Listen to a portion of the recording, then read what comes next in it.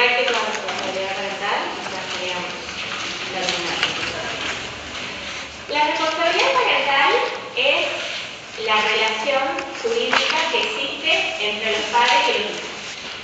Son los derechos, son las obligaciones que surgen tanto como padres, como para los padres, como para los hijos de esta relación. Hay que tener en cuenta en la responsabilidad parental que hubo un impacto muy grande de los derechos humanos, de los tratados de derechos humanos en nuestro derecho. Este impacto se trata de un cambio en cómo se va a ver a la persona, ya no como un eje de protección, o sea, se va a ver como un eje de protección a la persona que integra la familia, sino a la familia misma como institución, ¿sí? Y también el reconocimiento de los nuevos tipos de familia. Se empieza a reconocer a las familias, por ejemplo, que ya no son las familias típicas, las familias que nacen de una unión matrimonial, sino a la familia que nace, por ejemplo, de una unión convivencial, a la familia también monoparental, a las familias ensambladas, por ejemplo. Surge una figura que es la figura del progenitor afín, que es lo que antes nosotros llamábamos madrastra o padrastro, que no por nada tenía como una connotación peyorativa.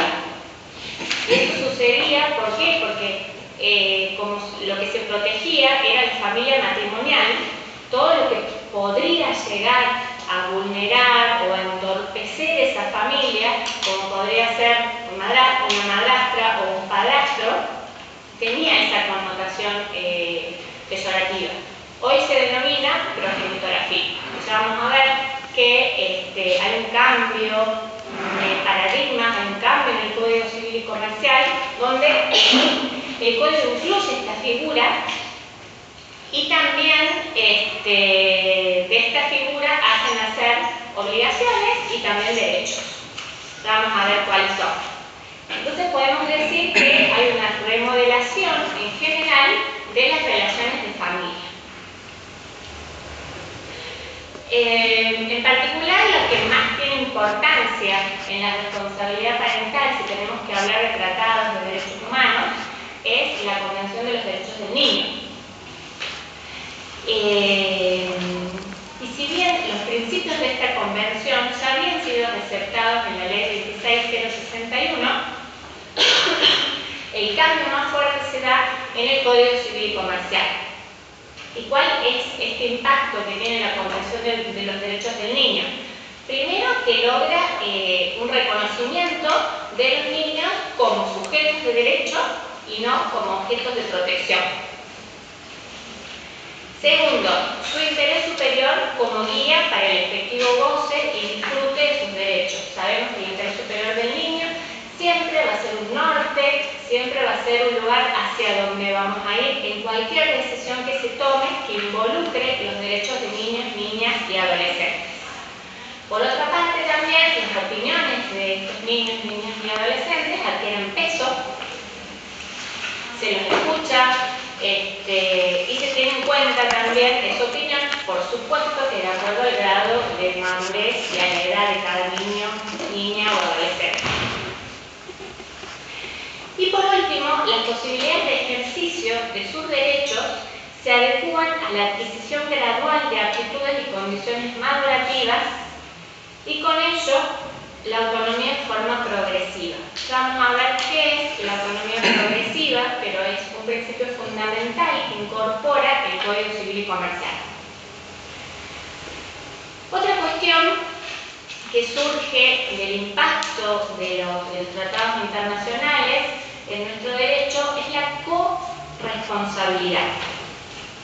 Surge tanto de la Convención de los Derechos del Niño como de la CEDAW. La Convención de los Derechos del Niño, por ejemplo, en el artículo 18, dice: los Estados partes pondrán el máximo empeño en garantizar el reconocimiento del principio de que ambos padres tienen obligaciones comunes en lo que respecta a la crianza y el desarrollo del niño. Incumbirá a los padres, o en su caso a los representantes legales, la responsabilidad primordial de la crianza.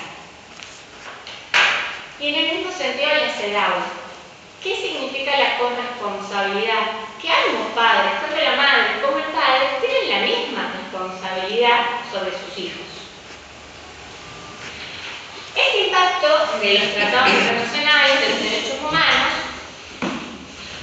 lo que provoca también en nuestro derecho es un cambio terminológico. Va a cambiar nuestro lenguaje, va a cambiar la forma en que nosotros definíamos o llamábamos a ciertos institutos del derecho.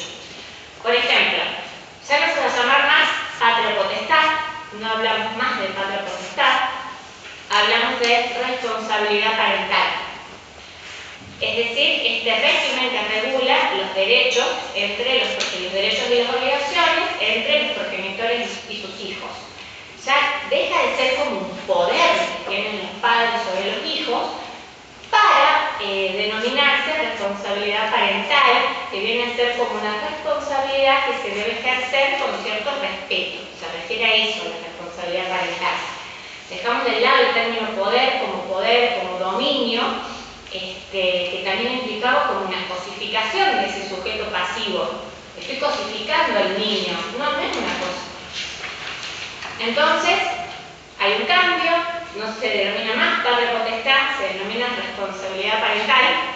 Nosotros a veces en el juzgado cuando vemos escritos o cuestiones así que dicen padre potestad, que dicen tenencia, es como, se tiende el ojo más o menos, porque es como, el lenguaje importa un montón el lenguaje, porque de ahí surge un montón de cosas. Y cómo vemos nosotros a los chicos también surge de cómo los llamamos, y cómo llamamos a los institutos que involucran a esos chicos. La tenencia, ya no se denomina más tenencia, yo no es que tengo una cosa, no me estoy refiriendo a tener algo, se denomina cuidado personal. Yo no tengo la tenencia de mi hijo, no es que lo tengo atado a mi hijo como si fuera una cosa, no, yo tengo el cuidado personal de mi hijo.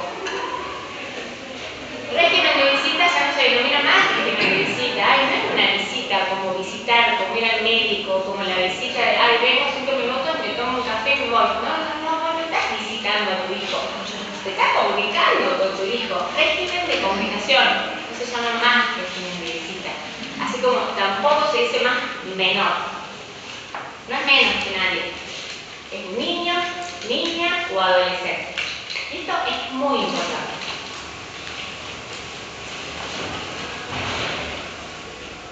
Bueno, entrando en responsabilidad parental. El Código Civil, como ya sabemos en esta, casi siempre, digamos, lo que hace primero es dar un concepto del instituto y después nos menciona los principios que vamos a necesitar para interpretar ese instituto.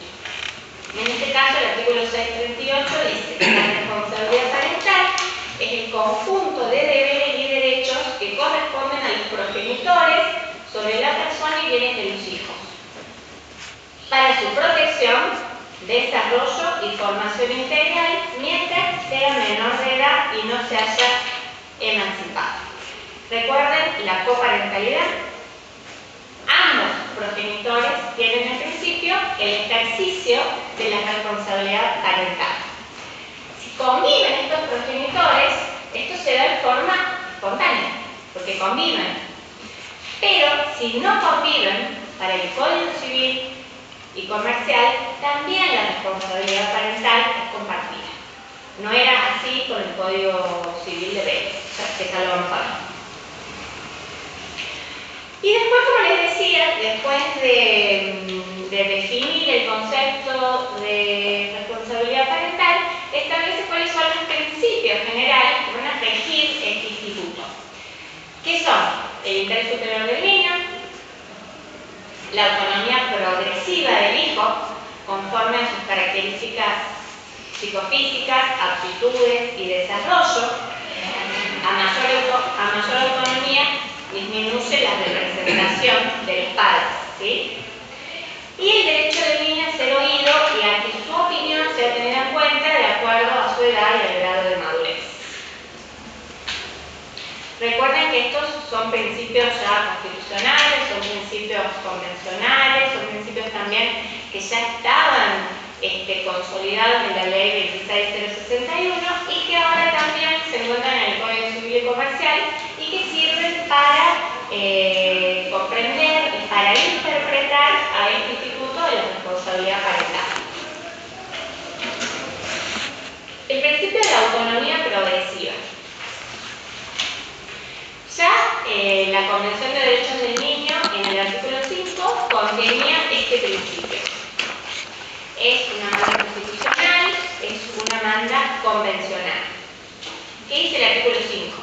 Los Estados partes respetarán las responsabilidades, los derechos y los deberes de los padres, o en su caso de los miembros de la familia ampliada o de la comunidad, según establezca la costumbre local, de los tutores o de las personas encargadas legalmente del niño de impartirle en consonancia con la evolución de sus facultades, dirección y orientación apropiadas para que el niño pueda ejercer los derechos reconocidos por la presente convención.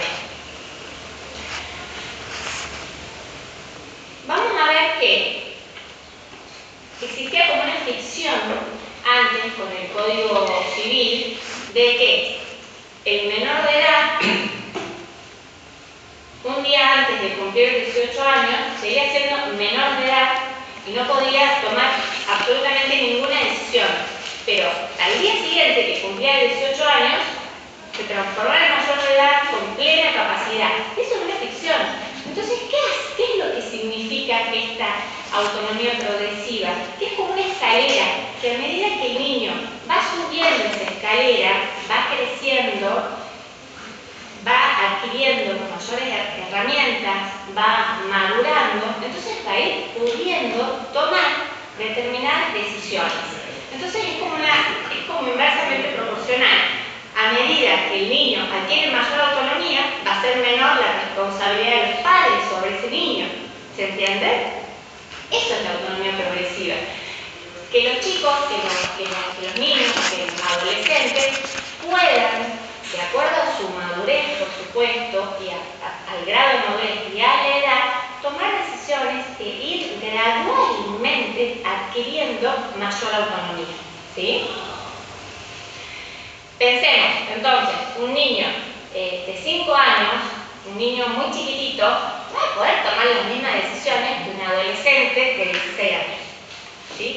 Entonces el código receta este principio de autonomía progresiva y en base a eso empieza a reconocer aptitudes, empieza a reconocer capacidades y empieza a dotar de mayor autonomía a las decisiones de los niños. Y en esto también es muy importante la clasificación que hace este código, que incluye a la categoría de adolescentes. ¿Sí? A partir de los 13 años se consideran adolescentes hasta los 18 y tienen algunas facultades y algunas cuestiones que ya pueden ejercer por sí mismos, que ya vamos a ver cuáles son, cuáles son completamente autónomos, porque algunas cosas ya pueden hacer solos, sin necesidad de autorización, ni consentimiento, ni asentimiento de su representante o de su progenitor, y hay cosas que no, por supuesto, para las que no están preparados. Pero eso es la autonomía progresiva.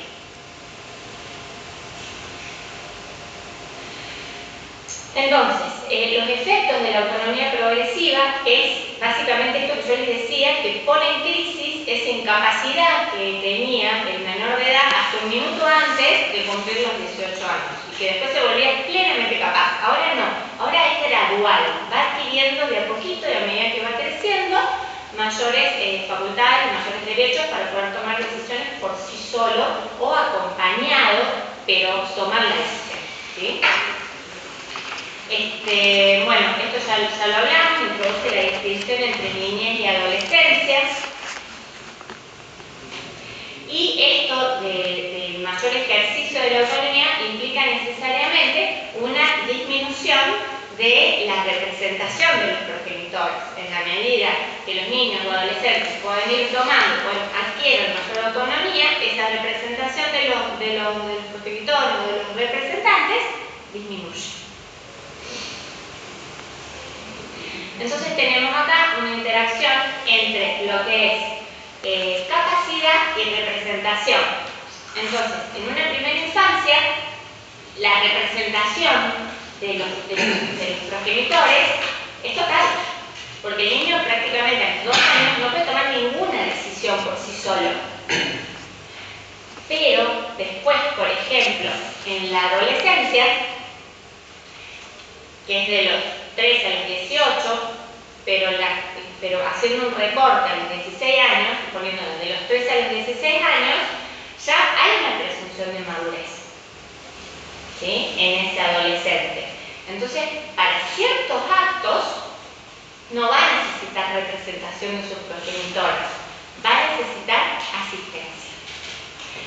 Recuerda que la representación anula la voluntad, representa, ¿sí? En cambio, la asistencia acompaña a la voluntad de este adolescente. Y posteriormente, en la franja etaria entre los 16 y los 18 años, hay algunos actos, como por ejemplo el ejercicio de actos para el cuidado del propio cuerpo, que se presume que ese adolescente tiene autonomía, puede decidir por sí solo, no necesita representación, no necesita ningún tipo de asistencia del progenitor. Entonces, lo que se inicia como una representación total, se va convirtiendo, a medida que ese adolescente, que ese niño va creciendo, en un apoyo que es siempre respetuoso de los derechos humanos de ese niño o adolescente. Bueno, este principio de autonomía progresiva, que yo les estoy contando, ¿de qué se trata? Está contenido en el artículo, en el Código Civil y Comercial, en el artículo 24, que dice que habla sobre las personas incapaces de ejercicio, y dice que uno de ellos son los incapaces de ejercicio, las personas que no cuentan con la edad y grado de madurez suficiente, con el alcance dispuesto en la sección 2 de este capítulo que ya vamos a ver. Después tenemos el artículo 25, que es el que incorpora esta categoría, que yo les decía que es tan importante, que incorpora el Código Civil y Comercial, que es el adolescente, que es la persona menor de edad, pero mayor de 13 años. ¿Sí? Desde los 13 hasta los 18 años se es adolescente. Y después tenemos el artículo 26, que es la consecuencia de esta incapacidad de ejercicio, que es la representación, y esa representación, por lo general, es ejercida por los progenitores.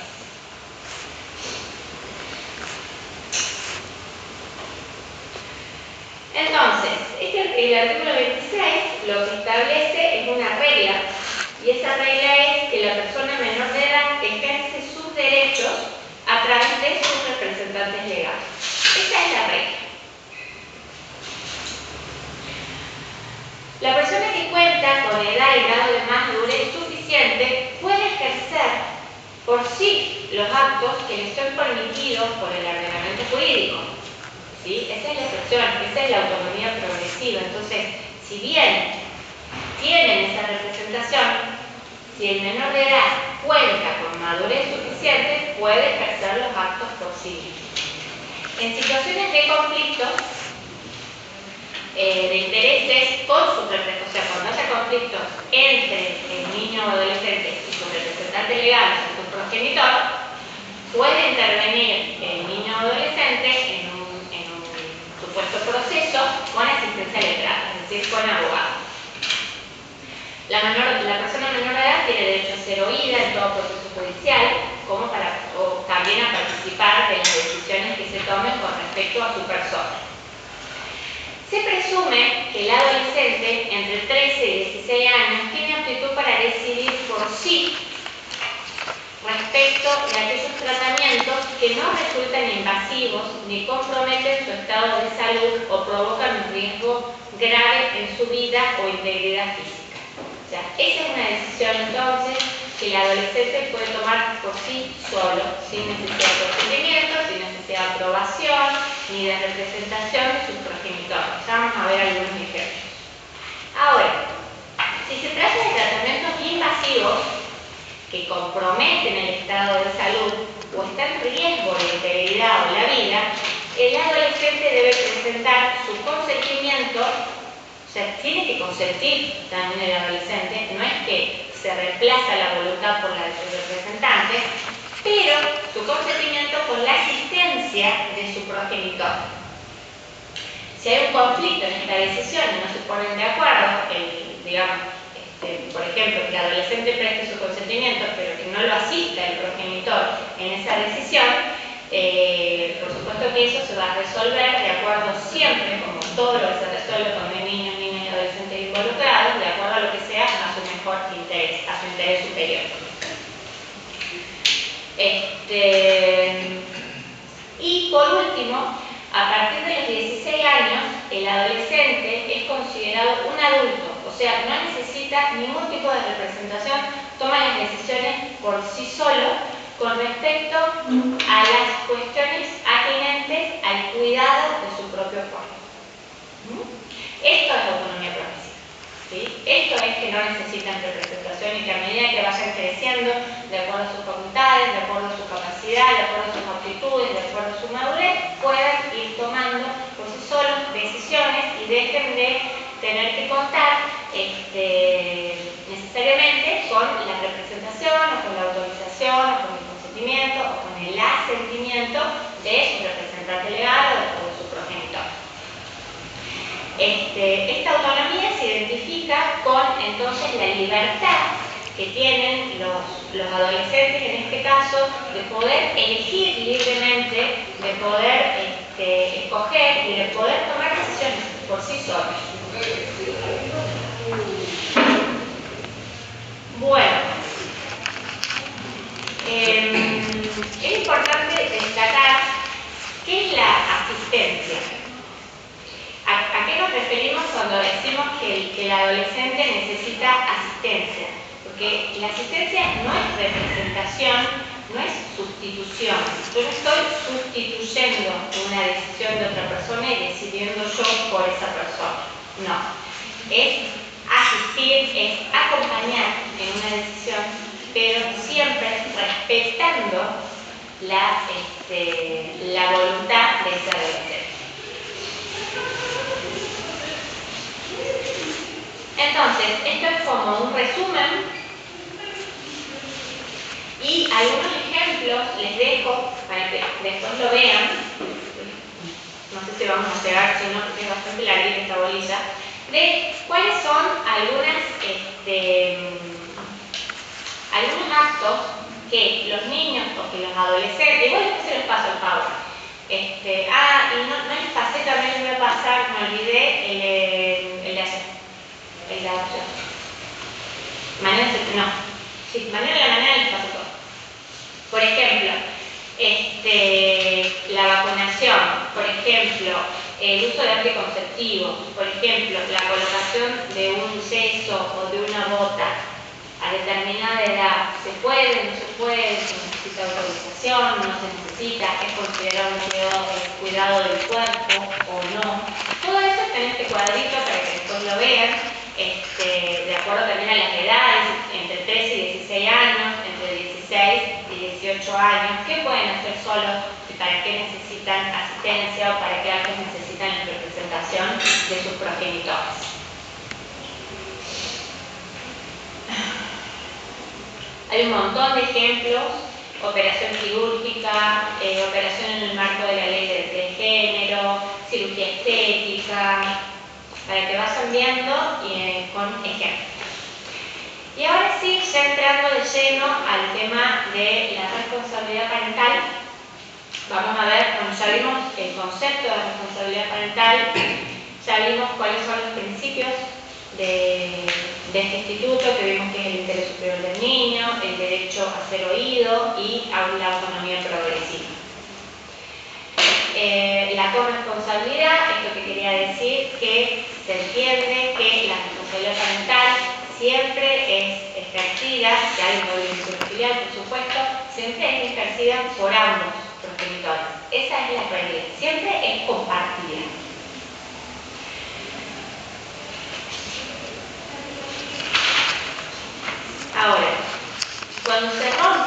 una pareja parental, eso importa la interrupción de la convivencia. Esa pareja deja de convivir.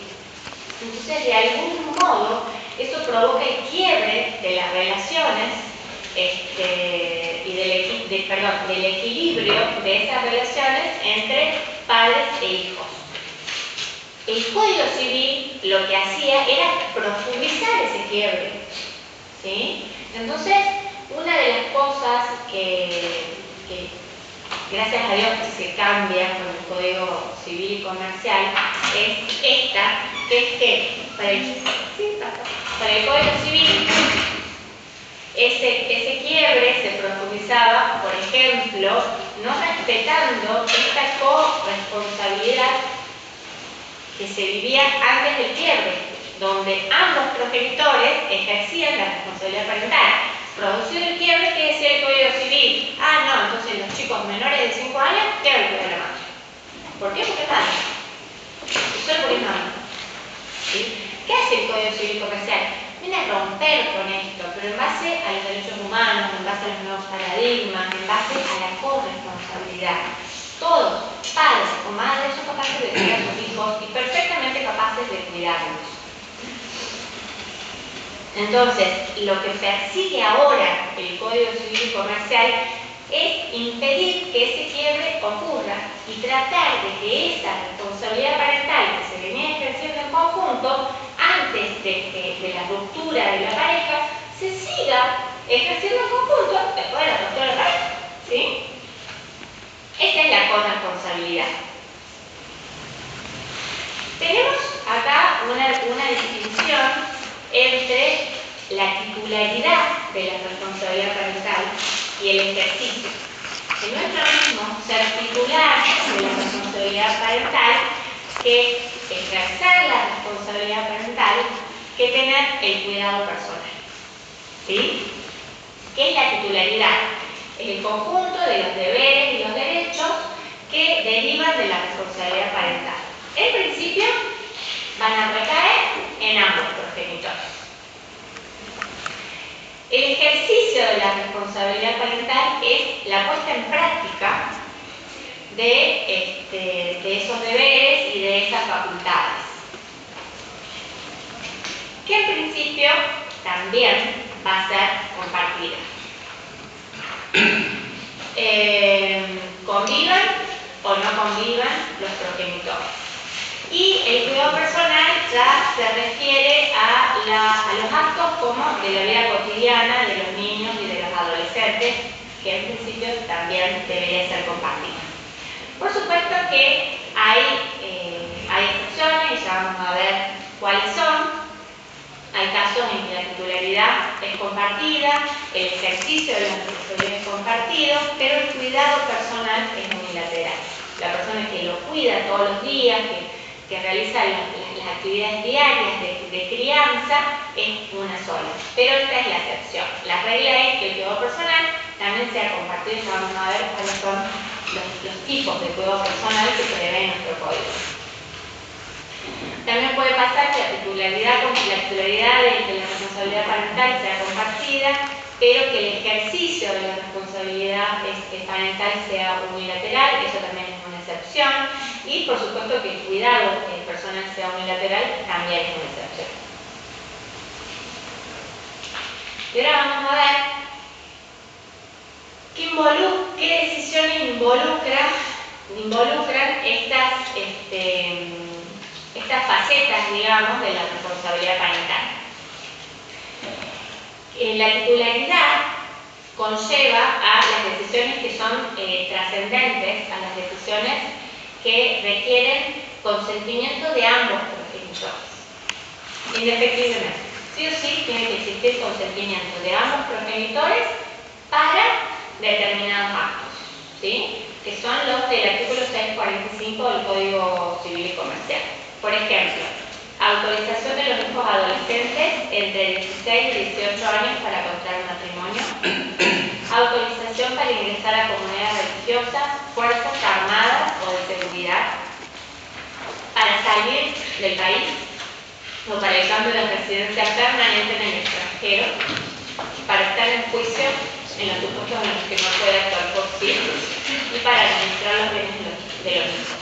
Para eso sí necesitamos autorización de ambos progenitores, ¿sí? Después tenemos en el ejercicio de la responsabilidad parental decisiones que son importantes que se adoptan por un progenitor y que se presumen consentidas por el otro progenitor, ¿sí? Las decisiones las toma uno, las toma la madre, las toma el padre y se asume que existe un consentimiento por parte del otro progenitor. Por ejemplo, elegir el tipo de educación, a qué escuela va a ir, el tipo de jornada escolar, si va a estudiar idiomas, si va a practicar deportes, si va a viajar, si va a ir a una colonia de vacaciones, si se va a hacer un cambio de domicilio, si tiene que hacerse algún tratamiento médico, alguna intervención quirúrgica. Eso las toma uno de los progenitores y se presume que existe consentimiento por parte del otro progenitor. Y después están las decisiones de la vida cotidiana, de la vida diaria, que son las que involucran ya el cuidado personal, que es a qué hora va a dormir, qué se va a poner, a qué hora se va a bañar, si tiene que ir al dentista, cuestiones ya de todos los días.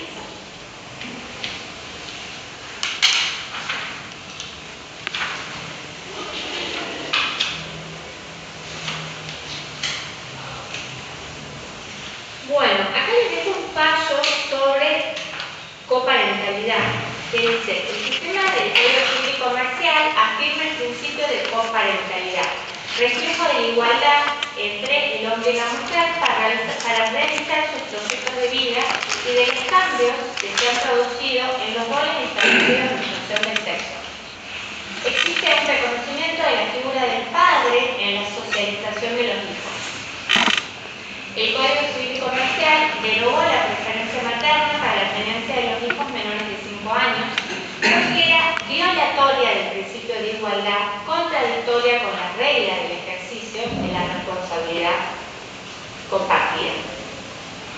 En materia de contacto con los niños, cuando se produce la ruptura de la convivencia, en virtud del principio de coparentalidad mencionado, salvo que razones prácticas lo desaconsejen, siempre que el padre quiera y pueda destinar su tiempo al cuidado cotidiano de su hijo o hija, en igual medida que la madre, debe otorgársele el mismo tiempo que a ella dentro de sus posibilidades.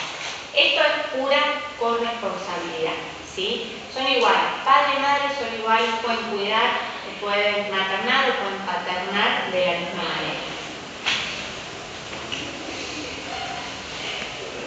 Bueno, supuestos de ejercicio de responsabilidad parental. Entonces ya dijimos que la regla es que la responsabilidad parental se ejerce en forma conjunta, ¿sí? Ambos progenitores convivan o no convivan, se ejerce en forma conjunta. El ejercicio de la responsabilidad parental cuando es unilateral es excepcional, ¿sí? Puede ser por muerte, ausencia con presunción de fallecimiento, privación de la responsabilidad parental o suspensión, un hijo extramatrimonial que tenga un solo vínculo. Son todas cuestiones que son excepcionales. Y ustedes tienen que recordar entonces que lo más importante es que siempre la regla va a ser que la responsabilidad parental es conjunta, es compartida entre los dos progenitores. El ejercicio conjunto de ambos progenitores presupone que los actos realizados por uno de los progenitores entonces cuenta con la anuencia del otro progenitor. ¿Y qué pasa cuando no? O sea, ¿qué pasa cuando el otro progenitor entonces no está de acuerdo, no consiente esa decisión? Esto es receptado por el artículo 642 del Código Civil y Comercial, que viene a regular este supuesto de desacuerdo en la crianza de los hijos. Y dice: en caso de desacuerdo entre los progenitores, cualquiera de ellos puede acudir al juez competente, quien debe resolver por el procedimiento más breve previsto por la ley local, previa audiencia de los progenitores con intervención del Ministerio Público. Si los desacuerdos son reiterados o concurre cualquier otra causa que entorpece gravemente el ejercicio de la responsabilidad parental, el juez puede atribuirlo total o parcialmente a uno de los progenitores o distribuir las funciones por un plazo que no puede exceder de 2 años. El juez también puede ordenar medidas de intervención interdisciplinaria y someter las discrepancias a mediación. Y acá les traigo un caso de desacuerdo. Este es un supuesto en el que la progenitora realizaba su actividad comercial como influencer y exhibía en las redes sociales su intimidad familiar y de ella hacía partícipe también en esas publicaciones que hacía en las redes sociales a sus hijos. El progenitor no conviviente formuló oposición a estas acciones porque él las consideraba disfuncionales y abusivas. Se admitió la presentación paterna, ponderando el respeto a la intimidad de los menores de edad, y se ordenó a la madre que se abstenga de publicar fotos y videos de sus hijos en la cuenta de Instagram que utilizaba para desarrollar su actividad comercial, así como hacer referencia a las causas de trámite. Esta sentencia es del 20 del 9 del año 21. Señaló que sin perjuicio que es habitual que los progenitores publiquen fotos de sus hijos, debemos tener en cuenta que no es lo mismo que sean compartidas con la familia y amigos a que sean compartidas con una cantidad de seguidores tan numerosos como el que posee la cuenta de la demandada. No es lo mismo que yo publique en mi cuenta, que tengo 3 poquitos seguidores, fotos de mis hijos, a que un influencer que tiene millones de seguidores publique fotos de sus hijos. A eso se refiere el tribunal. ¿Pero que eso es normal? Empezaron a salir un montón de fallos de... Sí, porque la masividad con la que se comparten las cosas, la intimidad de los chicos, ponían el caso también de Luciana Salazar, creo que es, o de Stephanie Demner, que es como que muestran todo, y hasta psicólogos, bueno, un montón de gente opinan al respecto y dicen que ya no es tan recomendable que se muestre tanto la vida de los chicos, primero por la privacidad, porque ellos no pueden decidir, claro, sobre lo que quieren mostrar o no. A Marley también le habían dicho porque él tiene... Y ahora se habla mucho de la huella digital, no sé si escucharon hablar de eso. En España, hablando de casos comparados, también me parecía que está de moda la mamá influencer, que dicen a los hijos para hacer canjes. Sí. O sea, les mandan, no sé, una marca de ropa para bebé, para niños, se los ponen a los hijos y los hacen hacer publicidad. Y se habló de justamente el trabajo infantil moderno, que era la precarización de los hijos para hacer Eso también lo vamos a ver, la clase que viene vamos a hablar del trabajo infantil, qué se puede, qué no se puede hacer, qué es legal, qué no. Claro, pero sí, fue llamativo porque uno de los chicos, creo que tenía 14 años, la denunció a la madre porque no quería seguir haciendo esos cambios, esos videos, esas publicidades, y la denunció a la madre para que no siga obligando a trabajar en redes sociales. Aparte, no se olviden que estamos hablando de la intimidad de una persona, que no está pudiendo prestar su consentimiento a la tremenda exposición. Y el peligro que eso implica. Y el peligro que eso implica, tal cual. ¿Y qué pasa cuando son ambos progenitores que están de acuerdo, ambos son influencers y exponen al menor, digamos, también? Y ahí podría, a ver, nosotros tenemos, por ejemplo, tenemos un Ministerio Público, tenemos una asesora de menores que actúa en forma complementaria y en forma principal. Podría ser una posibilidad, ¿sí? Que haya una actuación por fuera, digamos, no de los progenitores. Un familiar. Un familiar también puede ser. Sí. No he visto ningún caso que sea así, pero todo puede ser. Sí. Este es otro fallo donde había desacuerdos reiterados entre ambos progenitores. En un supuesto de reiterados desacuerdos continuos entre los progenitores, y estos desacuerdos eran en torno a la escolaridad de sus hijos y los vaivenes de las peticiones de la progenitora entorpecían gravemente el ejercicio de la responsabilidad parental. Luego de múltiples intentos conciliatorios en audiencias convocadas por el juzgado sin lograr la finalidad, con miras a alcanzar la mayor estabilidad psicoemocional de los niños, se entendió necesario y adecuado delegar en el padre todas las decisiones que giren en torno a la escolaridad de los niños. Recuerdan que recién hablábamos de que el juez podía, cuando había mucho conflicto, delegar y decir, bueno, no, si no va, hay ninguna chance, ninguna posibilidad de que ustedes se pongan de acuerdo sobre este tema, por ejemplo, escolaridad, bueno, que todas las decisiones sobre escolaridad recaigan sobre el progenitor o sobre la progenitora por estos 2 años. Y después vemos.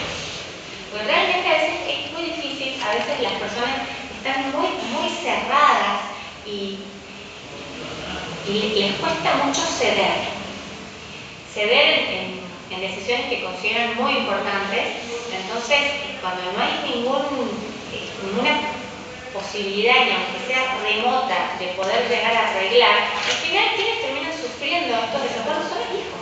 Siempre son los hijos los que terminan sufriendo los desacuerdos de los padres. Entonces, esto es sano que un juez pueda resolver y decir, bueno, ustedes no se ponen de acuerdo sobre esto, bueno, que decida él estos 2 años, porque es el que mayor facilidad tiene, o no sé, por las razones que considere el juez a quien le va a corresponder la decisión o llevar esa responsabilidad por determinado tiempo.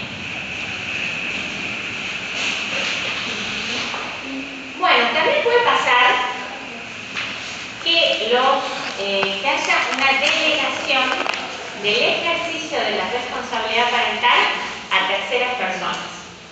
¿Esto qué quiere decir? Que la titularidad de la responsabilidad parental va a seguir en cabeza de los progenitores, pero estos progenitores deciden delegar el ejercicio, ¿sí? Parientes a quienes los progenitores delegan el ejercicio. Este sería un caso. Otro caso es el artículo 643 del Código Civil Comercial, que es la guarda a parientes, y otro es el 657 del Código Civil Comercial, que es cuando el juez en causas en situaciones de gravedad delega la responsabilidad parental. Otro caso de delegación del ejercicio de la responsabilidad parental es el progenitor afín, pero eso lo vamos a ver al final de la audiencia cuando veamos progenitor afín. ¿Qué se delega? Esto que yo les decía. No la titularidad, que va a continuar en cabeza de los progenitores, lo que se delega es el ejercicio de la responsabilidad parental. ¿Cuáles son los requisitos para la delegación del ejercicio? Siempre, el interés superior del niño. Tienen que existir razones justificadas, y esas razones justificadas, sí. Tengo una duda. Sí. Ahí, después del plazo de 1 año que se puede renovar, ¿qué pasa después? Dale. Dale. Trae tu caso, sí, dale. Razones justificadas entonces sometidas a valoración judicial. Esto es una decisión que la toma un juez. Por ejemplo, dificultades laborales, un viaje prolongado que se va a realizar, afectaciones de la salud, y como que la casuística es bastante grande en los casos. Según el código, a parientes se puede delegar. Ahora, hay construcciones por la doctrina y por la jurisprudencia que incluyen esta delegación a terceras personas idóneas que no sean parientes, y siempre fundado, por supuesto, en la socioafectividad. Profe, sería el caso, por ejemplo, de las nanas que le dicen que son las niñeras que conviven en el hogar, por así decirlo. No, porque ahí tercera persona. No sería el caso ese. En ese caso, el ejercicio de la responsabilidad parental lo siguen ejerciendo los progenitores, ¿sí? En conjunto con esta niñera que también los cuida, que ayuda en el cuidado personal, que es una colaboradora, pero no ejerce el cuidado personal. Este sería el caso, por ejemplo, de que yo me voy de viaje, estoy por irme, no sé, 6 meses por una cuestión de trabajo a Europa. Entonces yo le digo a mi mamá, por favor, necesito que me cuiden los chicos porque no los puedo llevar, porque tienen escuela, porque tienen un montón de actividades, son 6 meses nada más, cuidar vos. Bueno, bárbaro, hacemos un acuerdo, vamos, lo presentamos al juzgado, y el juzgado lo homologa. Y yo estoy delegando, porque yo me voy, o sea, yo no voy a estar para cuidar, ¿sí? Yo voy a estar ausente. Entonces, en ese caso, lo que necesitan reuniones de la escuela, firmar una autorización, lo que necesiten hacer, lo van a poder hacer porque yo les delegué el ejercicio de mi responsabilidad parental. En el caso de que yo no tengo, de que esos chicos, de que mi hijo no tenga un padre, porque tuvieron un padre, el padre puede ejercer la responsabilidad parental. No hace falta delegar. Podría ser un ejemplo. Hay un montón. En estos casos se tiene que escuchar al niño, como en todos los procesos en los que están involucrados niños, niñas y adolescentes. La imposibilidad debe ser de ambos progenitores. Y cuando hay dos progenitores se requiere el acuerdo de ellos dos en esta delegación, ¿sí? Si mis hijos tuvieran un progenitor, yo no podría delegar sola, porque él también es titular, él también ejerce la responsabilidad parental, tendríamos que delegar los dos, ¿sí? Esto se homologa judicialmente, este acuerdo, esto quiere decir que después dicta una resolución, se hace un proceso y termina con el dictado de una resolución del juez y el código establece un plazo máximo de 1 año que puede ser prorrogable con idénticos requisitos por otro año. ¿Sí? Bueno, el otorgamiento del huérfano pariente entonces lo otorga el juez en supuestos de especial gravedad. Este es el 57. El plazo máximo también es de 1 año, que se prorroga por idéntico periodo.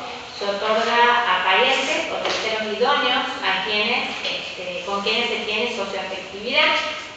Y el guardador, que es lo que va a detentar, es el cuidado personal de ese niño, niña o adolescente.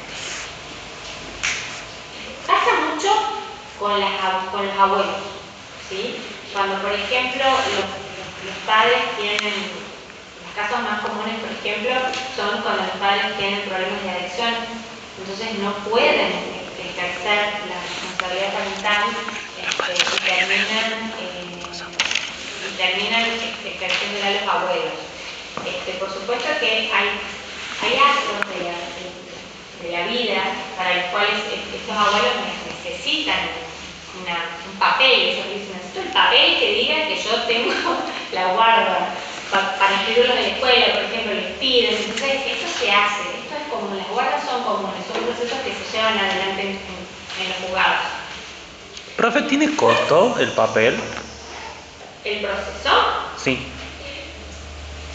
A ver, tiene el costo del abogado, tiene el costo del honorario del abogado, ¿sí? Los procesos, estos procesos son gratuitos en el juzgado, o sea, no se paga sellado, ¿sí? No se paga tasa, pero se paga los honorarios al abogado, el costo que tiene. ¿Qué requisitos podrían ceder? Y que esto es en respuesta a tu pregunta, que se han planteado casos de inconstitucionalidad o de inaplicabilidad del plazo máximo, el plazo de 1 año, porque a veces se otorga por un plazo de 1 año, después se prorroga por el plazo de otro año y en teoría ahí debería culminar, ¿sí? Y muchas veces, por cuestiones hasta a veces económicas o hasta a veces de revictimización de personas que son muy vulnerables, se ha declarado la inconstitucionalidad de este plazo y se ha otorgado la guarda hasta la mayoría de edad del adolescente. Y otra cuestión que también ha sido declarada inconstitucional o se ha declarado inaplicable el artículo es que la delegación sí o sí tenga que ser a un pariente. Porque muchas veces hay personas que no son parientes, pero que tienen mucha más aptitud y tienen un vínculo socioafectivo mucho más fuerte con un niño o con un adolescente que un pariente.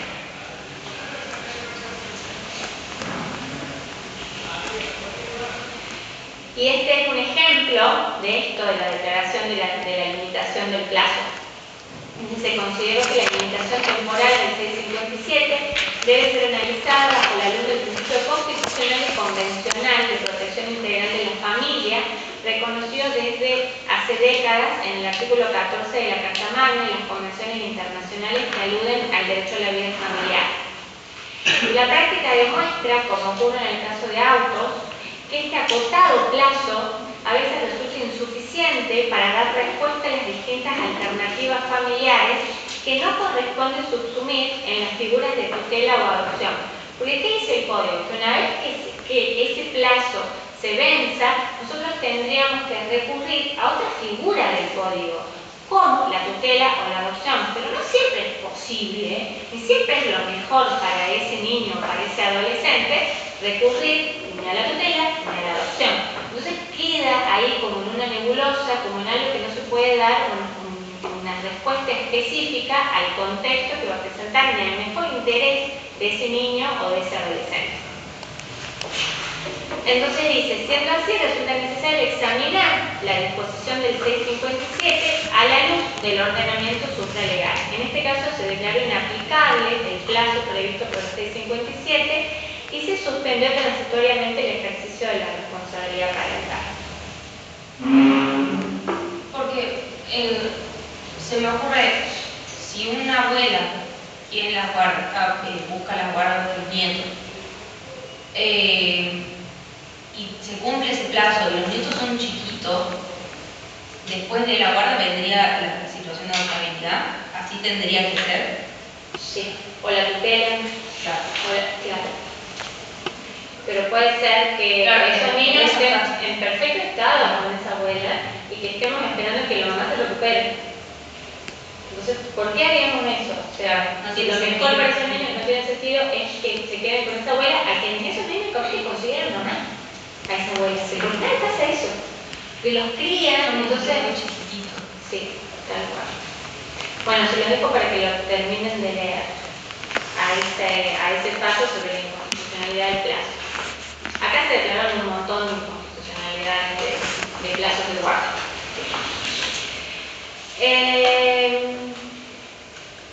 Bueno, el código plantea también el caso de los progenitores adolescentes.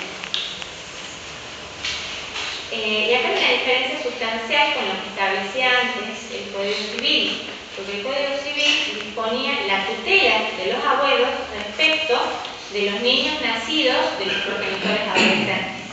¿Sí?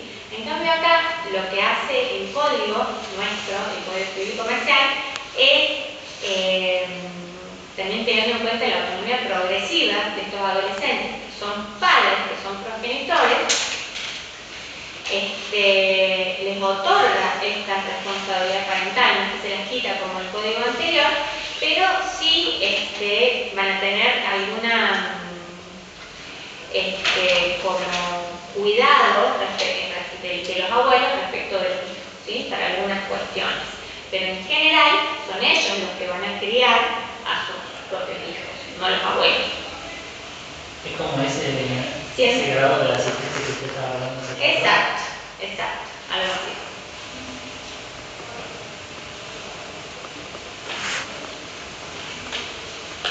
Bueno, esto ya lo vimos, que es un poquito de nuevo, que son los actos que requieren el consentimiento de ambos progenitores.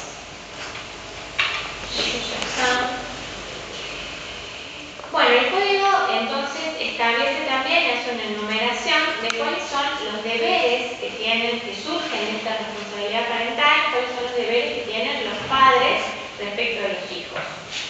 En el artículo 646.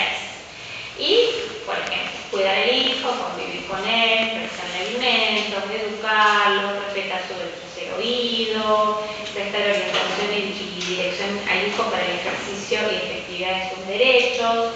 Y, por otro lado, el 647 prohíbe los malos tratos, los activos corporales, la violencia básicamente. Bueno, ahora, el cuidado personal, que son las tareas de crianza, que son las tareas cotidianas, digamos, de crianza, yo les dije que, como regla general, el cuidado personal es compartido, ¿sí? Se ejerce por ambos progenitores. La excepción es que ese cuidado sea unilateral y sea ejercido por uno solo de los progenitores, esto siempre es en el interés superior de los niños o de los adolescentes. El artículo 648 es el que nos brinda un concepto de cuidado personal y dice que se denomina así a los deberes y facultades de los progenitores referidos a la vida cotidiana de los hijos. Esta es otra definición que les traigo, que dice que es una derivación de la responsabilidad parental, pero acotada a la vida cotidiana del hijo. Por lo que se podría decir que el cuidado personal es una suerte de ejercicio de la responsabilidad parental restringida. ¿Cuáles son las tareas vinculadas a la crianza? ¿Qué es lo que podría involucrar este cuidado personal?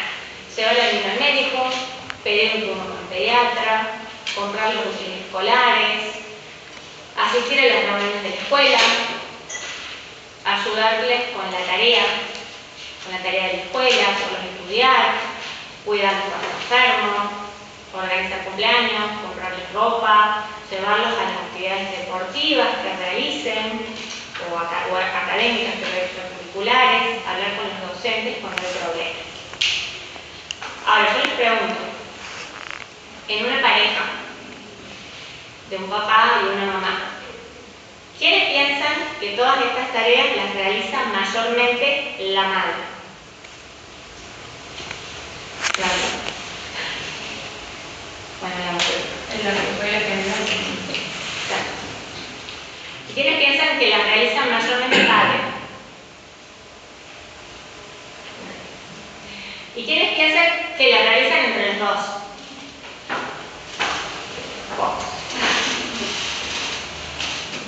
Exacto. El cuidado personal está atravesado por construcciones de género en torno a las responsabilidades, roles y funciones que se atribuyen a varones y mujeres.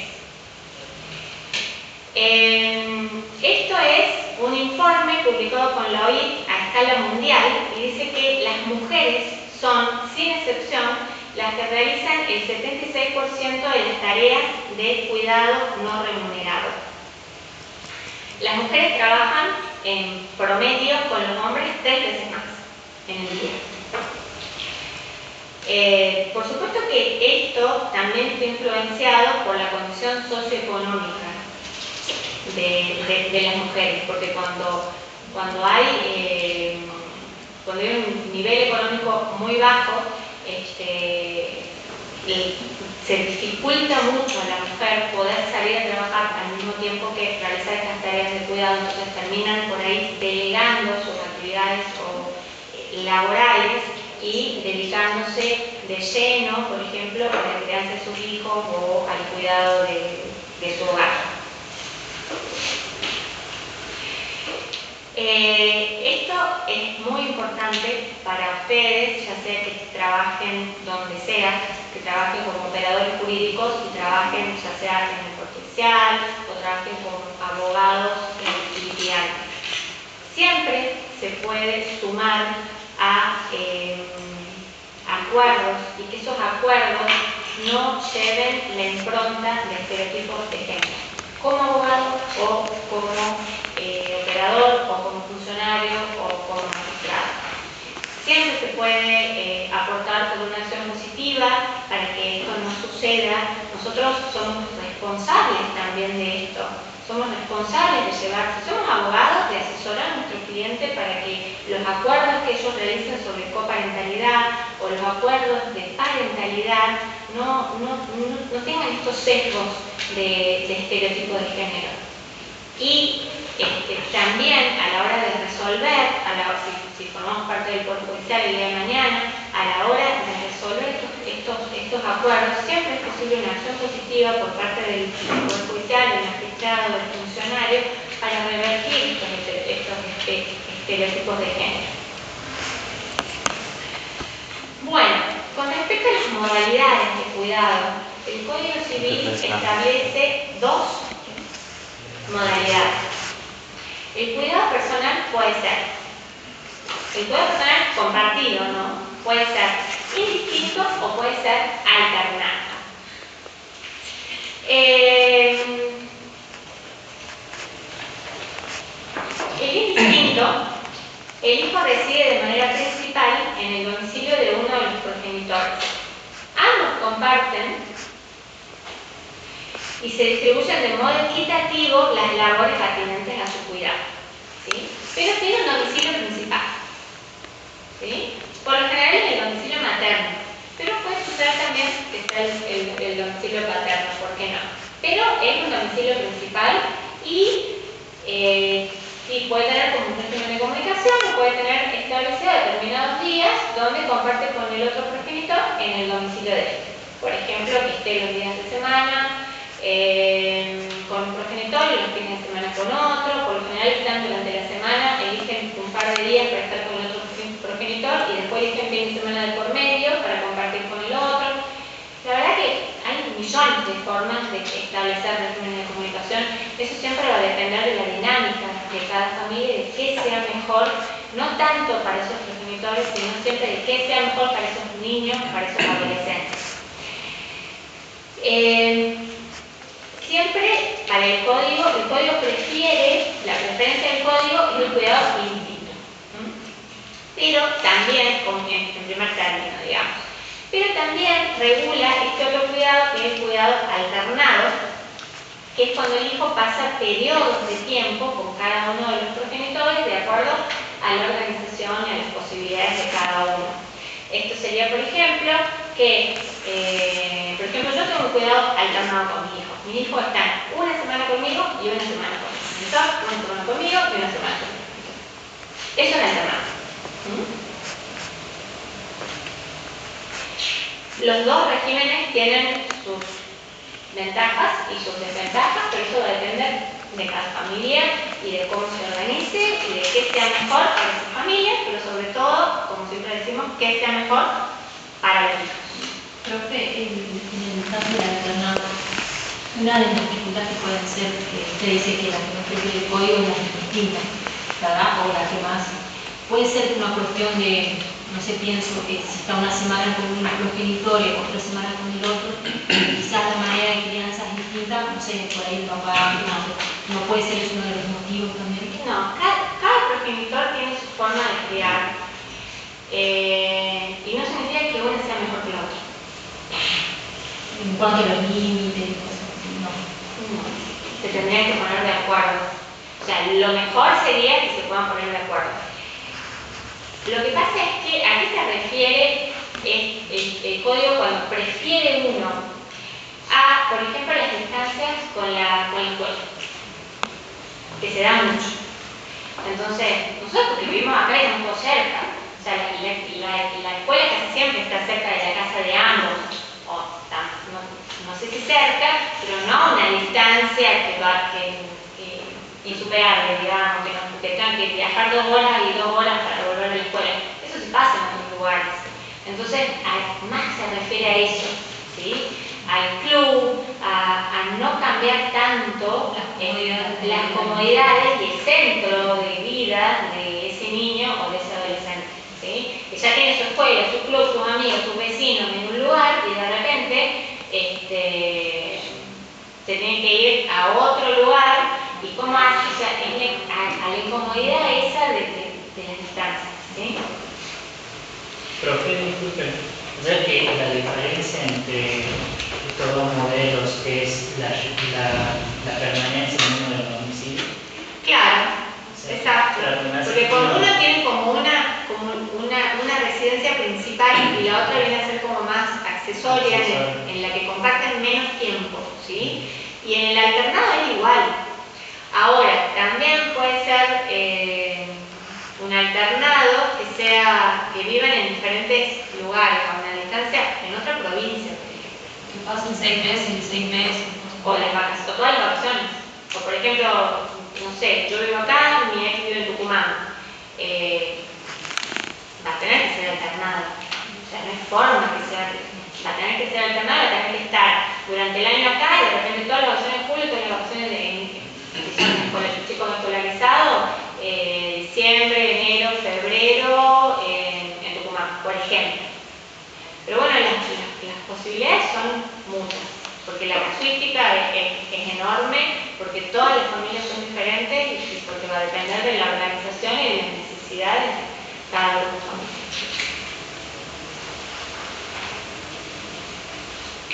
Bueno, ahí les dejo un caso, vamos a ir un poquito más rápido porque ya...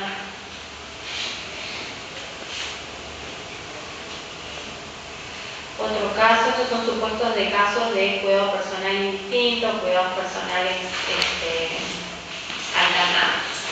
Les dejo como ejemplo para que los vean, ¿sí?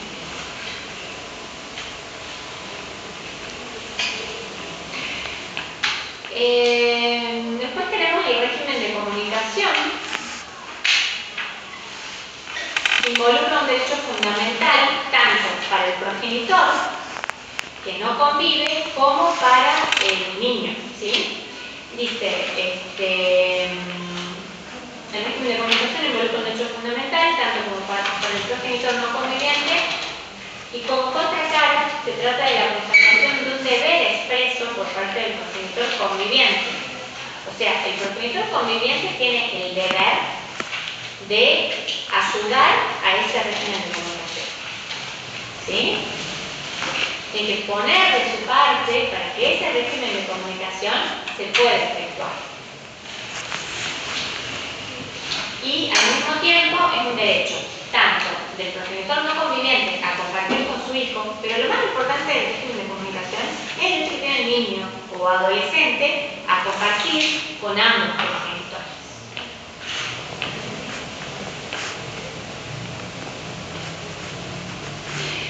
En los casos de cuidado personal unilateral, el código se ocupa específicamente de mantener los vínculos a través de ciertas imposiciones, de ciertos deberes. Por ejemplo, el derecho de una comunicación fluida en el caso de progenitores no convivientes y de que tengan un cuidado personal unilateral, que tengan una fluida comunicación con el progenitor no conviviente. También el deber de colaboración, tiene que colaborar para que ese régimen de comunicación pueda llevarse adelante, ¿sí? No es lo mismo que si yo soy, a veces pasa un montón en el juzgado que muchas veces las madres obstruyen los regímenes de comunicación de sus hijos con los padres. Por razones económicas también. Por muchas cuestiones. Entonces, a veces, muchas veces, la mayoría se la cita en el juzgado, y lo que estas personas siempre dicen, pero yo no hago nada, yo no hago nada. Pero, a ver, a veces no hace falta hacer, no hace falta cerrar la puerta en la cara, a veces con hacerle una cara, como yo bien tipo roja. O sea,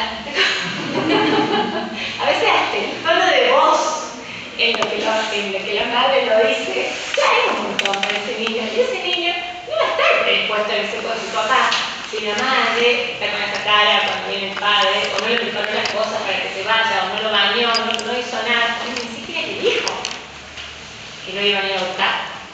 Entonces ese niño capaz que sí quiere ir con su papá, pero lo sorprende, no sabe qué hacer, no lo tenía registrada a esa visita o a esa comunicación, mejor dicho, porque ya no es física.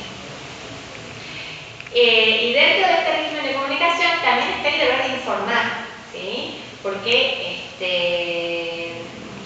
tiene que haber una comunicación entre los progenitores, tienen que estar informados, tienen que saber qué es lo que está pasando con sus hijos, tienen que poder participar de la vida de sus hijos, y para eso tienen que estar informados. ¿Qué peso tiene la voluntad del niño, niña o adolescente en la comunicación con el progenitor no conviviente? Puede decidir el niño, niña o adolescente no ver al progenitor no conviviente.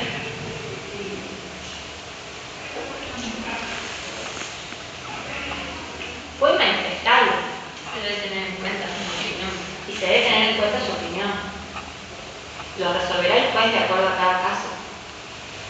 O sea, si son razones realmente... O las trabajará. Claro.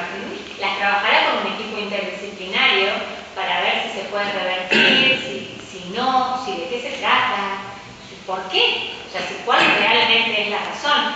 Si es, eso también es muy estudiado porque algunos dicen que esa razón, que ese fundamento, en realidad, en la mayoría de los casos, no viene de la voluntad del niño, viene de la voluntad de la madre que le estuvo como comiendo en la cabeza a ese niño de alguna forma, diciéndole cosas o demostrándole cosas, entonces que no es su propia voluntad.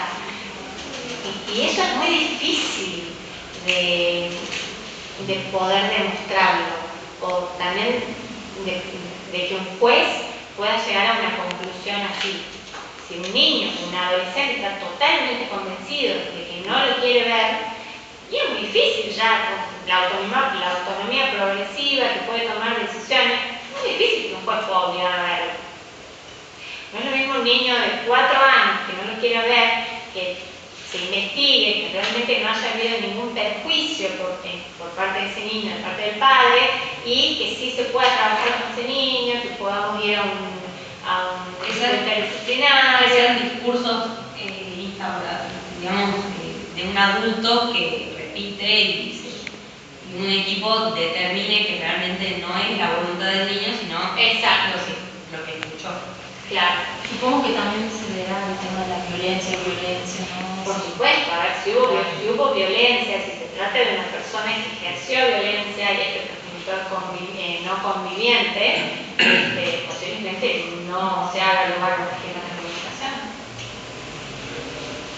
En ese caso se lo cita a ambos, ¿no? Sí, ahí, bueno. En los procesos de régimen de comunicación, sí, se los cita a ambos y se escuchan siempre.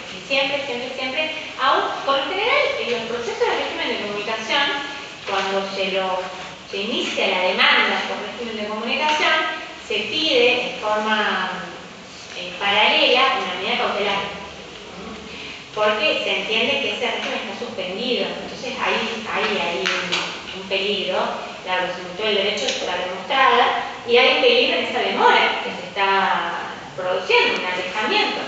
Entonces, aún así, cuando se lo pide como medida cautelar, las medidas cautelares en el proceso de familia tienen como una dinámica diferente por esta cuestión de que hay niños, hay personas involucradas que muchas veces no pueden resolverse de manera inmediata. Hay que escuchar a sus niños, hay que escuchar a los padres, hay que pedir un servicio ambiental, psicológico, que vayan a la casa de lo que está pasando, que se entrevisten con los psicólogos de niños, que se entrevisten con psicólogas o con psiquiatras también los progenitores. Todo eso pasa siempre. De hecho, yo creo que los procesos de regímenes de comunicación son, aunque no parezcan, los juzgados de familia, los procesos más complejos. Porque a veces son muy largos y tienen muchas idas y vueltas. Y las audiencias supongo son. Y las audiencias muchas veces, cuando son muy complejos, son audiencias interdisciplinarias. Yo llegué a tener tomar una audiencia, por ejemplo, de un régimen de comunicación con la madre, la psicóloga de la madre, el padre, el psicólogo del padre, después escuché al niño, al psicólogo del niño, o sea, todo muy complejo. Sí, a veces son bastante difíciles de resolver. Bueno, el Código Penal establece esta posibilidad de que los progenitores pueden acordar un plan de parentalidad. Lamentablemente esto no sucede mucho, pero sucede, por suerte. Pueden definir un plan de parentalidad y con respecto a cómo va a ser el cuidado, se ponen de acuerdo en cómo va a ser el cuidado de los niños, cuáles van a ser las responsabilidades que cada uno de los progenitores va a asumir, cómo van a ser las vacaciones, cómo va a ser el tema del régimen de comunicación, cómo va a ser el tema de los alimentos.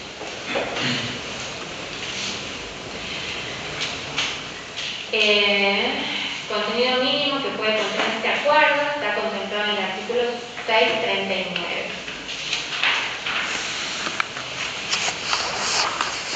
Lo ideal es que en esos acuerdos siempre haya una participación activa de los niños, niñas y adolescentes. Se supone que ellos también forman parte de eso y pueden opinar, ¿sí? Bueno,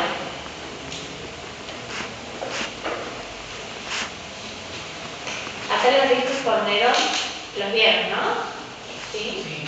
Habla más que nada de estos estereotipos que no pueden tenerse en cuenta, estereotipos para que un juez pueda determinar un cuidado personal o una responsabilidad parental a favor de uno u otro progenitor. No puede fundarse en estereotipos de género esa elección, ¿sí? Decidir, que un juez pueda decidir que los hijos van a ser criados por el padre o por la madre, solamente fundándose en un estereotipo de género, es contradictorio toda mando constitucional y convencional, ¿sí? Se los dejo para que lo vean. Ahora vamos a alimentos. La obligación alimentaria. Sabemos que la obligación alimentaria es un tema de derechos humanos básicos. Se relaciona con el derecho que tiene toda persona a llevar una vida digna y con el derecho que tiene toda persona, pero más que nada todo niño, niña o adolescente, a desarrollar plenamente, a desarrollarse plenamente en su personalidad.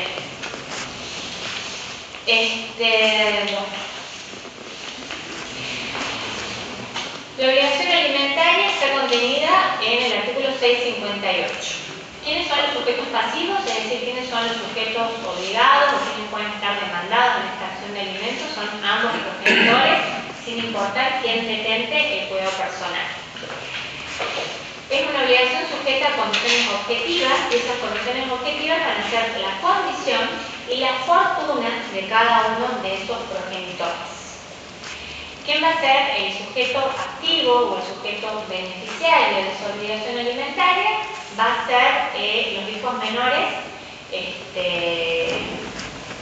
menores de 18 años y también los hijos de 18 a 21 años. Y eso vamos a ver el caso de los hijos de 21 a 25 años que se capacitan.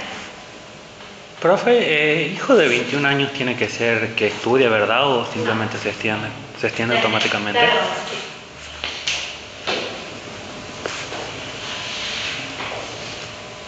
El que estudie es el hijo de 21 a 25. Ese es el que. De los 18 a los 21, quien no otorga los alimentos tiene que demostrar que tiene. Ahora lo vemos. Dice, miren, desde el nacimiento hasta los 18 años y entre los 18 y los 21, la necesidad alimentaria se presume. ¿Sí? Yo no necesito acreditar ni demostrar que yo necesito los alimentos, se presume. No es necesario que yo, cuando inicio una causa de alimento, presente constancias de gastos de alimentos. ¿Sí? Yo lo puedo hacer y puedo presentar para determinar un quantum de los alimentos, para ver qué monto se va a fijar de alimentos. Pero que yo necesito alimentos, se presume.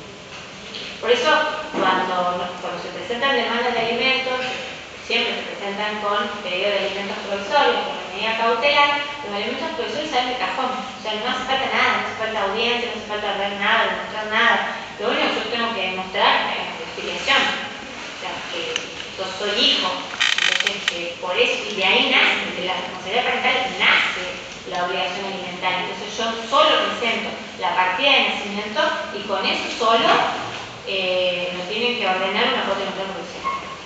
Porque es un derecho humano básico, porque se presume que para poder desarrollar esa persona necesita de esos alimentos.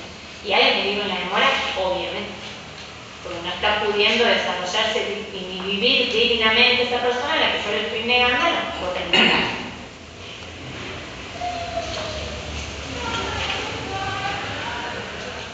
Esta obligación alimentaria no cesa aun cuando el hijo cuente con bienes a su nombre, de su titularidad. Cesa, acá ojito, cesa si el obligado al pago acredita que tiene recursos suficientes para procurarse los alimentos por sí mismo. Esto es de 18 a 21, nada más. ¿Sí? Ese sería el caso que ahí podría cesar la procuración. ¿Y después cuando ya cumple 22 años cesa de derecho o sigue? Derecho. A los 21 cesa de derecho. Salvo que, bueno, pero ese ya es otro caso, ya lo vamos a ver, de cuando están estudiando y no pueden trabajar, no pueden afrontarlo con sus propios medios. Ya lo vemos. Bueno, acá vamos a ver entonces qué es lo que comprende la cuota alimentaria, la modalidad de cumplimiento, que puede ser monetaria, puede ser en especie, siempre se prefiere que sea monetaria, la cuantificación, o sea, cómo se va a fijar el monto, en base a qué el juez va a fijar el monto de la cuota alimentaria. Tiene que haber un equilibrio entre las necesidades de los hijos y la capacidad económica de los progenitores. Y acá también hay que tener en cuenta lo que establece el artículo 660 del Código Civil y Comercial, que dice que las tareas cotidianas que realiza el progenitor que ha asumido el cuidado personal del hijo tienen un valor económico y constituyen un aporte a su manutención. Esto es muy importante. Esto es muy importante, ¿por qué? Porque estamos dando un valor económico a las tareas que antes eran invisibles, que realizaban por lo general las mujeres en la crianza, en el cuidado, y que no eran visibilizadas porque nadie las tenía en cuenta. Entonces ahora, ¿qué dice el código? Estas tareas que se realizan de cuidado tienen valor y tienen valor económico. Entonces, el juez, al momento de fijar una cuota alimentaria, las va a tener en cuenta para fijar la cuota, porque es un aporte que la persona que cuida está realizando. No lo hace en forma directa, económica, como pagar una cuota alimentaria, pero lo hace con su trabajo y es igualmente válido. Y a mí me dio un cuadro una vez que hablaban sobre que el tiempo invertido en general la madre, los cuidados de los hijos todos los días, todo el tiempo, y de ella no poder disponer de su propio tiempo para otras cosas, esto que tenía un valor. Tiene un valor, y es muy importante lo que vos estás diciendo, porque no es solamente el trabajo de estoy cocinándole a mi hijo, no, es la carga mental que tienen las madres. Estoy cocinando a mi hijo porque estoy pensando en el turno que lo tengo que sacar, que tengo que avisar en la escuela que lo voy a retirar, y esa carga mental también tiene un valor. Y es carga mental que ella no utiliza para otras propias cuestiones personales que no incluyen a los hijos. Exacto. Entonces, eso es muy importante que el código nuestro ahora lo tenga en cuenta. Antes no se tenía en cuenta y no era considerado un aporte de la persona que convive, que cría y que cuide y que destina su tiempo a esa tarea. Ahora sí, es considerado un aporte.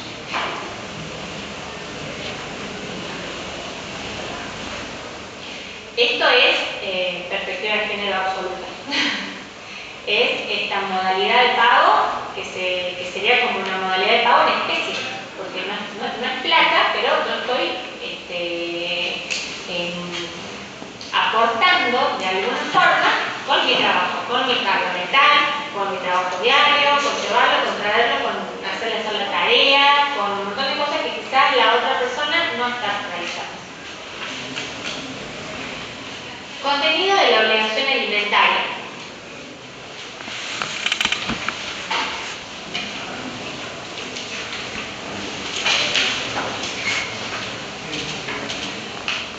¿Qué incluye? La manutención, la educación, el esparcimiento, la vestimenta, la asistencia, y acá en este cuadrito yo les dejo también como una comparación entre lo que sería la cuota alimentaria en sí y la tarea de cuidado que se ejerce en relación a ese ítem que está incluido en la cuota alimentaria. ¿Quiénes son las personas que están legitimadas? ¿Quiénes pueden demandar para obtener el cumplimiento de esta prestación alimentaria? El progenitor conviviente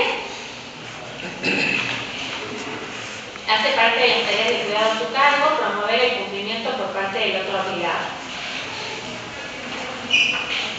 El hijo con edad y grado de madurez suficiente, con asistencia letrada, supletoriamente los parientes, y también podría el Ministerio Público, o sea, sería el Ministerio Público del Menor, sería la escuela de menores.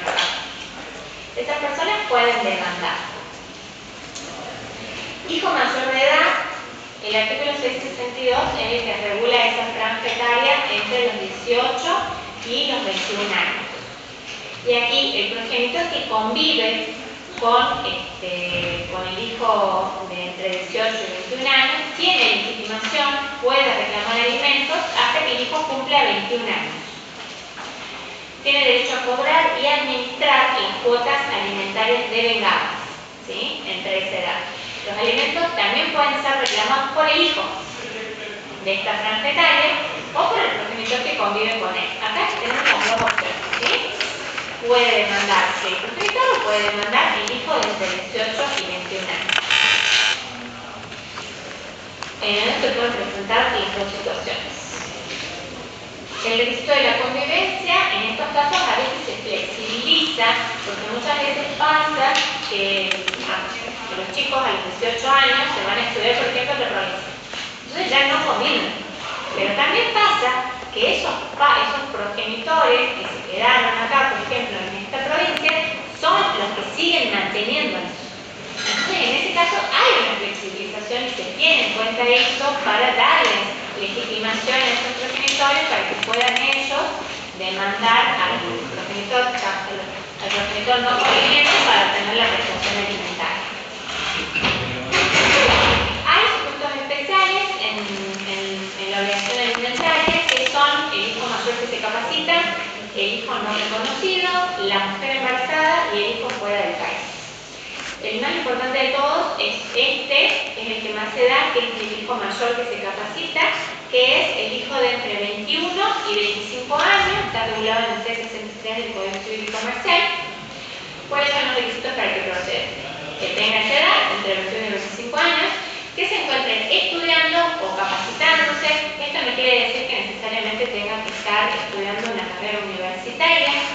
Puede tratarse de otra capacitación, puede tratarse de un terciario, esas son cuestiones que se van a analizar, pero sí es importante que exista la imposibilidad de autosustentarse, de que ese estudio no le permita, no le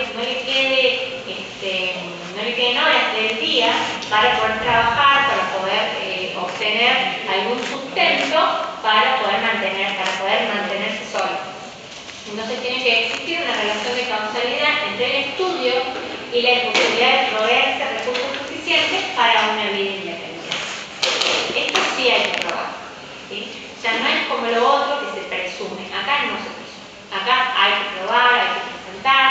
Por ejemplo, yo puedo presentar, no sé, Alumno regular, puedo pedir un informe de ver cuántas horas de cursado tengo, que eso no me permite, más que lo que yo tengo que estudiar, eso no me quedaría tiempo para, por ejemplo, trabajar. si hubiera otra policía, como la alquiler, cuánto el alquiler.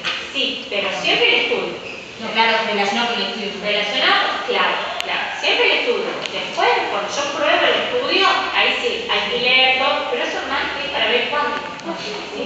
No es para que proceda la acción procede, si yo estoy estudiando no tengo. Ahora, para fijar el quantum de esa prestación alimentaria, ahí sí yo voy a tener que probar cuáles son los gastos. Si yo aquí estoy en otra provincia, si vivo en mi casa, voy a tener el mismo gasto que si yo vivo en otra provincia y tengo que alquilar, tengo que...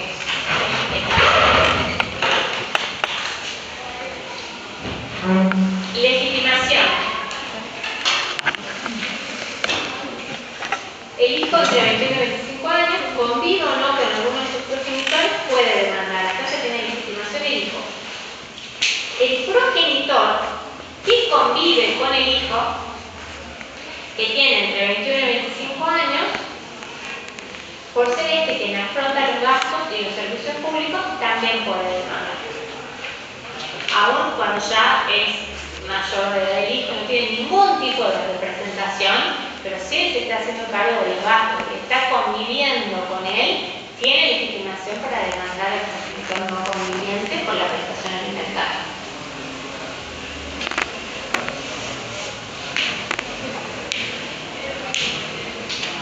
Bueno. Acá les dejo entonces los otros supuestos, ya para que lo vean ustedes, que son este de alimentos provisorios a favor del hijo no reconocido lo vimos cuando vimos filiación. Después tenemos alimentos provisorios a favor de la mujer por estar cursando embarazo. Ese es otro caso que también se da a veces en el juzgado. ¿Qué es lo que tiene que probar? Y quién tiene legitimación y contracepción.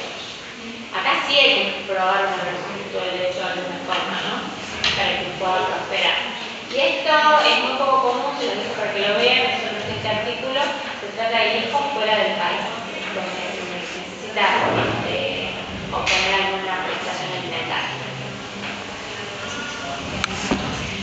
Si hay cuidado personal compartido, ¿me eximo de abonar cuota alimentaria? Si hay cuidado personal compartido, ¿tiene que pagar cuota alimentaria? Compartido. Supongo que sí, si le falta. Alternado o indefinido. ¿Qué dice el 666? En el caso del cuidado personal compartido, si ambos progenitores cuentan con recursos equivalentes, cada uno debe hacerse cargo de la manutención cuando el hijo permanezca bajo su cuidado. Si los recursos no son equivalentes, aquel que cuenta con mayores ingresos debe pasar cuota alimentaria al otro para que el hijo goce del mismo nivel de vida. Los gastos comunes deben ser solventados por ambos progenitores. Entonces, ¿qué es lo importante a determinar con el cuidado personal compartido? ¿Cuál es el nivel de ingresos que tienen ambos progenitores? ¿Sí? Y además de eso, también hay que tener en cuenta que aún cuando tengan el mismo nivel de ingresos, quizás el niño o el adolescente no esté exactamente la misma cantidad de tiempo con los dos, y además sea uno de esos el que se haga cargo de los gastos fuertes. Por ejemplo, la escuela, la cuota de la escuela. Suponiendo que vayan con, por ejemplo, un establecimiento privado, la cuota. Siempre hay alguno de los progenitores, siempre uno de los progenitores, mejor dicho, el que se hace cargo de eso. Entonces eso quiere decir que siempre vamos a tener que estar en casa. A ver, si son equivalentes, si no son equivalentes, cuánto tiempo está, cuánto no. Pero por lo general no se eximen de pagar cuota alimentaria a un progenitor no conviviente, casi no.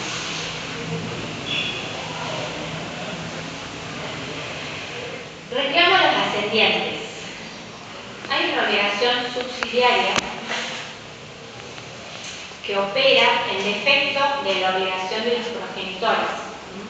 ¿Qué pasa cuando un progenitor no conviviente no puede pasar alimentos? No tiene trabajo, no tiene nada a su nombre. Se le puede pedir. Se le puede pedir a los abuelos. Esa es la obligación subsidiaria. Está contenida en el 668 del Código Civil y Comercial. Dice: los alimentos a los ascendientes pueden ser reclamados en el mismo proceso en el que se demanda a los progenitores. O sea, yo puedo iniciar una acción en contra del progenitor no conviviente y decir, en subsidio, o sea, si no llega a poder pagar, en subsidio yo demando a fulanito y fulanito de tal, progenitores del progenitor, a los abuelos. Siempre en la demanda, ¿no? En la demanda. Y aún cuando yo no lo haga en el inicio de la demanda, yo lo puedo hacer.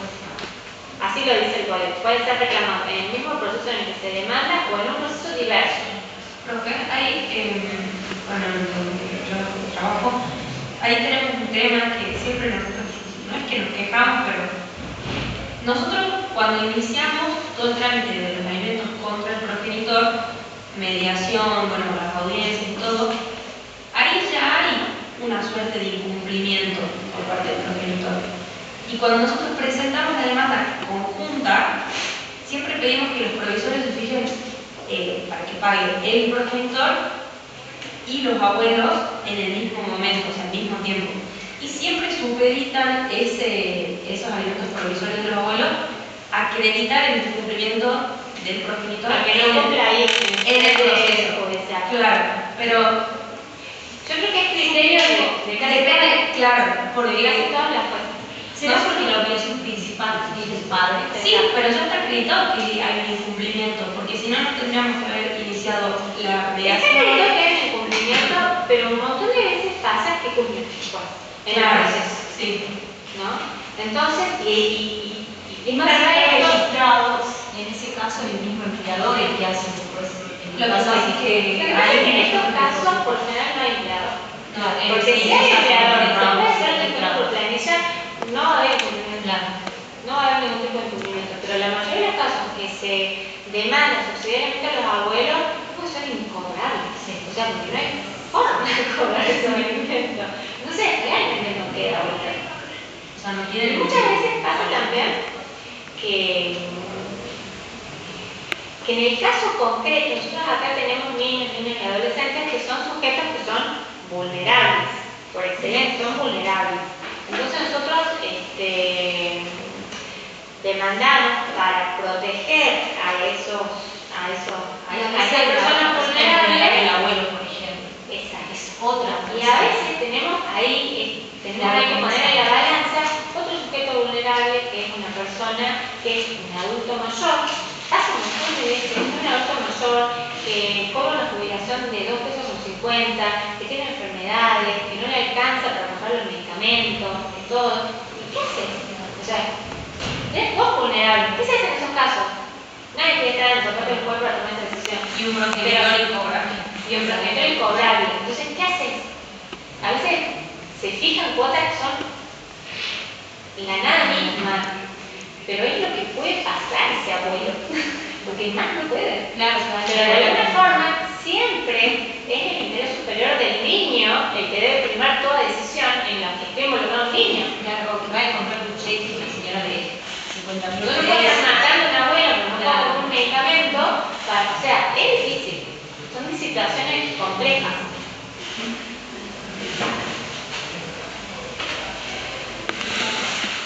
Bueno, acá en esta obligación subsidiaria el código lo que hace es remitirnos al artículo 541, que es de alimentos entre parientes, y dice que esta obligación lo que comprende es la subsistencia, la habitación, el vestuario, la asistencia médica y si es menor de edad, la educación. Y acá les traigo un caso, bueno, que se lo dejo para que lo lean, pero es lo que hablábamos recién, de este equilibrio entre una posible situación de vulnerabilidad entre un adulto, entre los derechos de un adulto mayor y los derechos de un niño, niña o adolescente. En este caso, que se intenta, digamos, fijar subsidiariamente, que se respondan subsidiariamente por los alimentos que no está con la obligación fiscal que no cumple su hijo, pero son personas a veces que son, a veces no, y a veces pueden pasar los juegos sin ningún problema, pero muchas veces son personas muy vulnerables.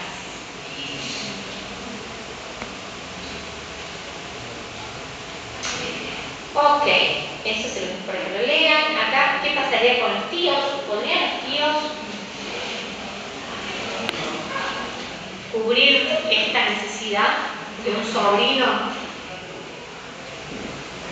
No lo incluye de modo expreso el Código Civil y Comercial, pero sí se entendió, sí hay casos, como uno hace poquito en el juzgado en el que se impuso una cuota alimentaria al niño. Lo dejo para que lo vean. Medidas para asegurar el cumplimiento.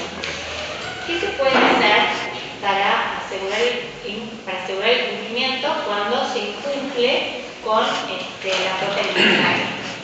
Se pueden disponer medidas cautelares, puede disponerse la traba de medidas cautelares para asegurar el pago de alimentos futuros, provisionales, definitivos o convenidos. Se aplican intereses y se pueden aplicar otras medidas razonables para que se cumpla con la cuota alimentaria. Después tenemos el 671 que nos habla sobre los deberes de los hijos, sumando cuidados. Y acá pasamos a lo que yo les contaba, que también era importante la figura que incluye el Código Civil y Comercial, que es la del progenitor afín, ¿no?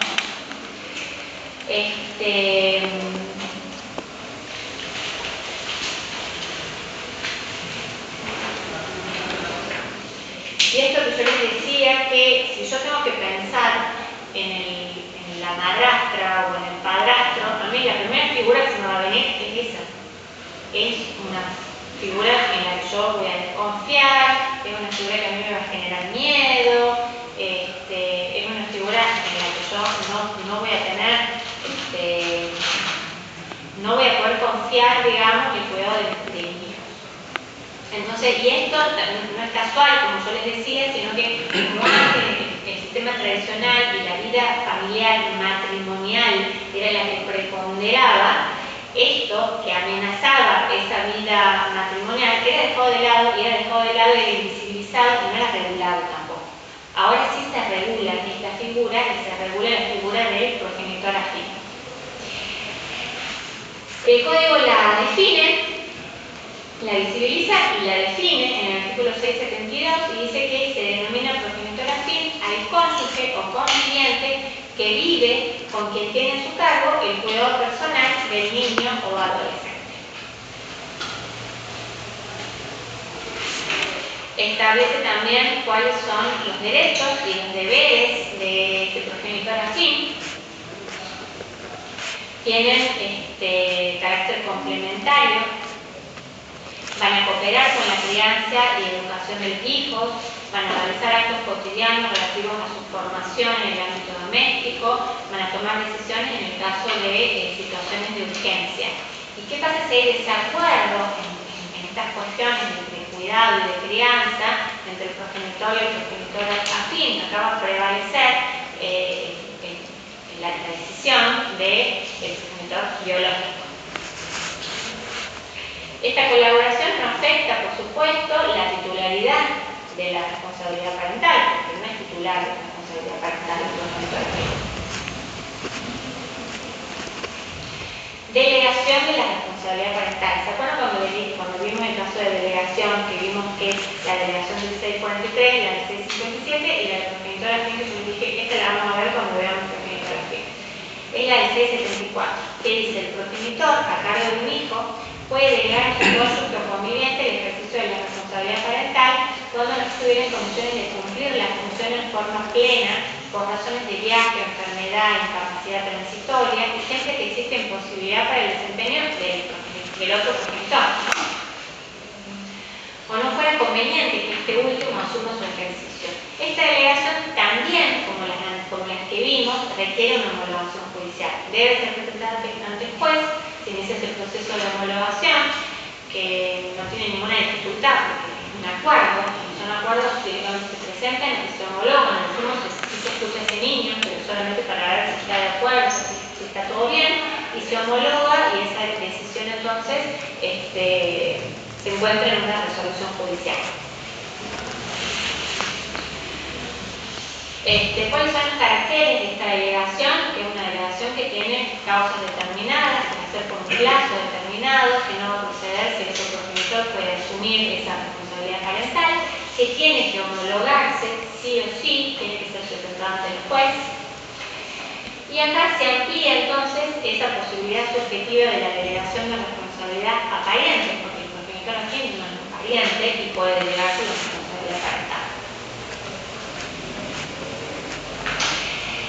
Ejercicio conjunto con el progenitor afín. Y acá vamos como un poquito más allá de la cooperación.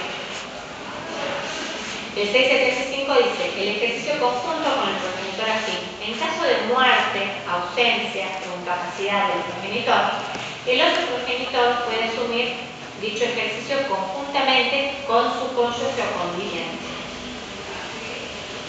Este acuerdo entre el progenitor en ejercicio de la responsabilidad parental y su cónyuge o conviviente puede ser homologado judicialmente.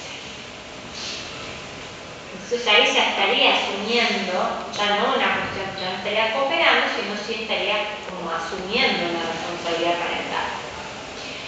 Y acá vamos un poco más allá, podríamos ir un poco más allá. Este es un caso en el que se solicita la declaración en situación de adoptabilidad de una niña que se encuentra al cuidado de su padre afín, quien fue la pareja de su madre, y la madre fallece, y quien convive con otra, que tienen otra hija, o sea, una hermana de esa niña. acá lo que se resuelve es que no sea declarada entonces en situación de adoptabilidad esta niña, sino que quede bajo el cuidado de su progenitora. Ahí se los dejo para que lo lean, porque ya estamos en horario. Y esto también es importante, también véanlo, porque puede surgir una obligación alimentaria en cabeza del progenitor ajeno, y la establece el artículo 676. Tiene carácter subsidiario y tiene que cumplir con determinados requisitos.